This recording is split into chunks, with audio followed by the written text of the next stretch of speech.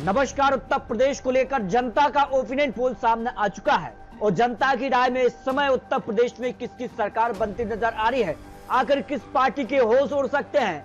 यहाँ पर सीधी टक्कर भारतीय जनता पार्टी और समाजवादी पार्टी में दिखाई दे रही है। इस बार उत्तर प्रदेश में क्या बदलाव होने जा रहा है या फिर कुछ नया यहाँ पर रिकॉर्ड बनने जा रहा है। यहाँ पर अगर बात जाए तो भारतीय जनता पार्टी और समाजवादी पार्टी क्या कांग्रेस मिलकर चुनाव लड़ेगी, लेकिन माना जा रही है कि कांग्रेस और समाजवादी पार्टी यहां पर मिलकर चुनाव लड़ने जा रही हैं। और यहां पर बात की जाए तो भारतीय जनता पार्टी की जो रणनीति है उस आधार पर उत्तर प्रदेश में क्या कुछ आंकड़ा बन सकता है, क्योंकि लोकसभा चुनाव में भारतीय जनता पार्टी को यहां झटका लगा था, लेकिन इस बार मायावती जी की पार्टी भी महत्वपूर्ण हो जाती है। आखिर वो किस गठबंधन में चुनाव लड़ती है या फिर अलग होकर चुनाव लड़ती है तो किस गठबंधन को नुकसान पहुंचा सकती है, इसको लेकर भी महत्वपूर्ण आंकड़े सामने आ चुके हैं। यहाँ उत्तर प्रदेश में बटेंगे तो कटेंगे और जुड़ेंगे तो जीतेंगे, तो कौन सा नारा उत्तर प्रदेश में कारगर होगा, इसको लेकर भी बात करेंगे। लेकिन उत्तर प्रदेश में 2022 में जहां भारतीय जनता पार्टी की सीटों में गिरावट देखने को मिली है, 57 सीटों का नुकसान भारतीय जनता पार्टी को 2022 में हुआ था और 64 सीटें समाजवादी पार्टी ने यहां पर जोड़ी थी। यहां पर 111 सीटों पर समाजवादी पार्टी, भारतीय जनता पार्टी को 255 सीटों पर जीत मिली थी। लेकिन इस बार समाजवादी पार्टी यहां पर कांग्रेस के साथ यहां पर चुनावी मैदान में होगी, तो जो वोट शेयर यहां पर कम हुआ था उसका कितना यहां पर फायदा समाजवादी पार्टी को होने जा रहा है, तो इसको लेकर ही बात करेंगे।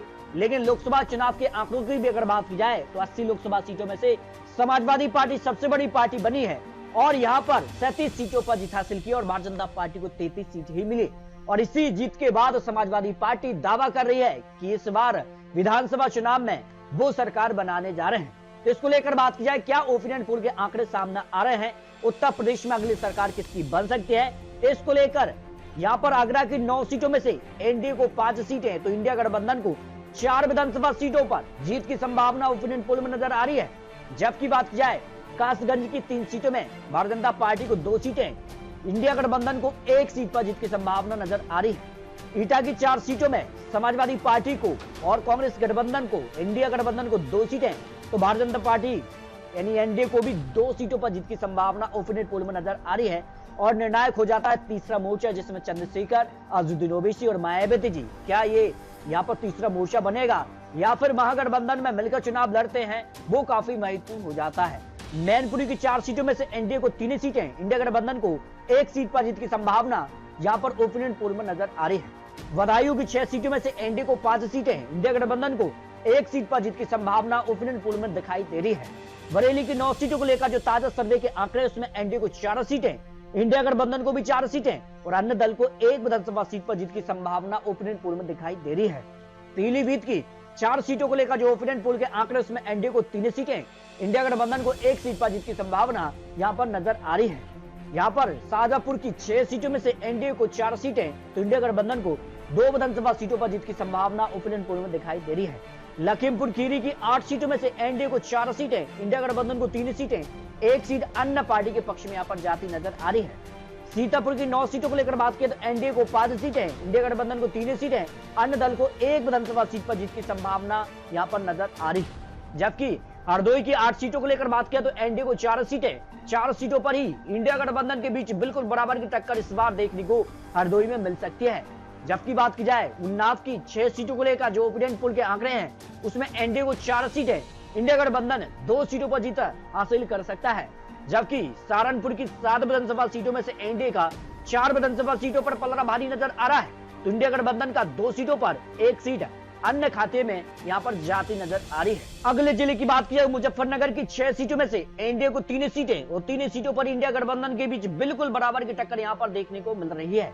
बिजनौर की 8 सीटों में से एनडीए को 5 सीटें, इंडिया गठबंधन को 3 विधानसभा सीटों पर जीत की संभावना ओपिनियन पोल में नजर आ रही है।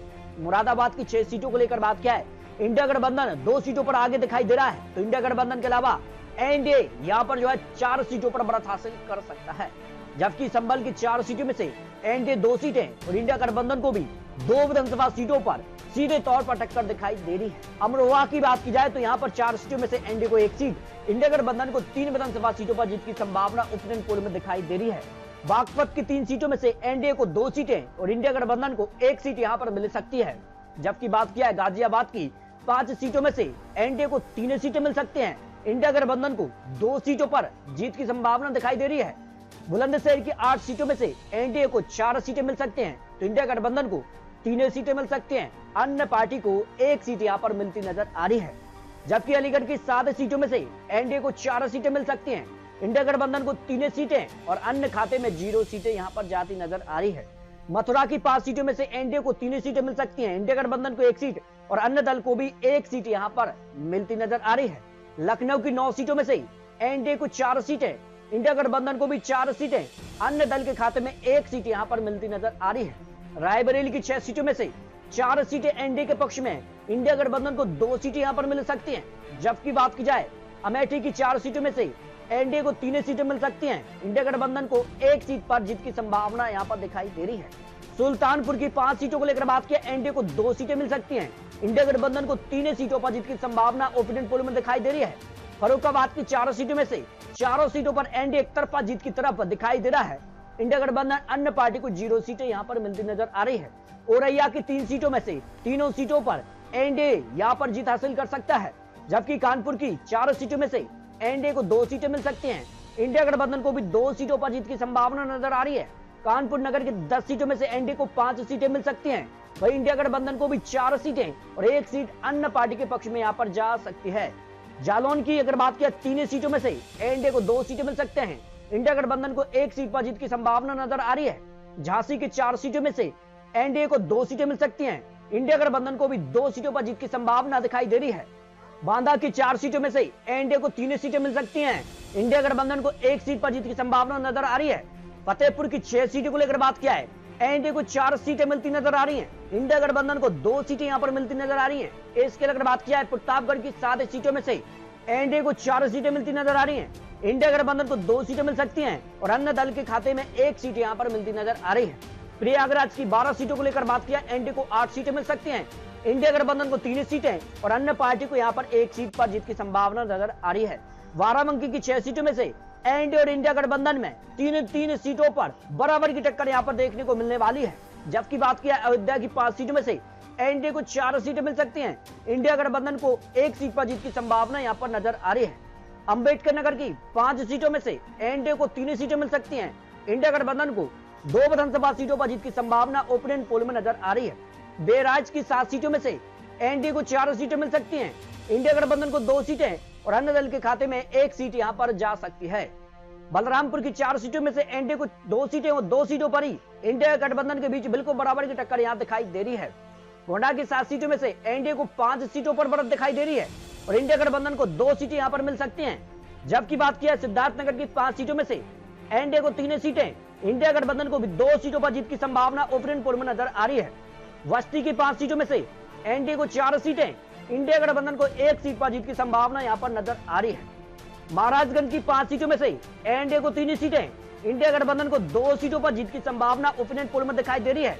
गोरखपुर की 9 सीटों में से एनडीए को 4 सीटें, इंडिया गठबंधन को 2 सीटें, अन्य दल के खाते में यहां पर 2 सीटों पर जीत की संभावना ओपिनियन पोल में दिखाई दे रही है।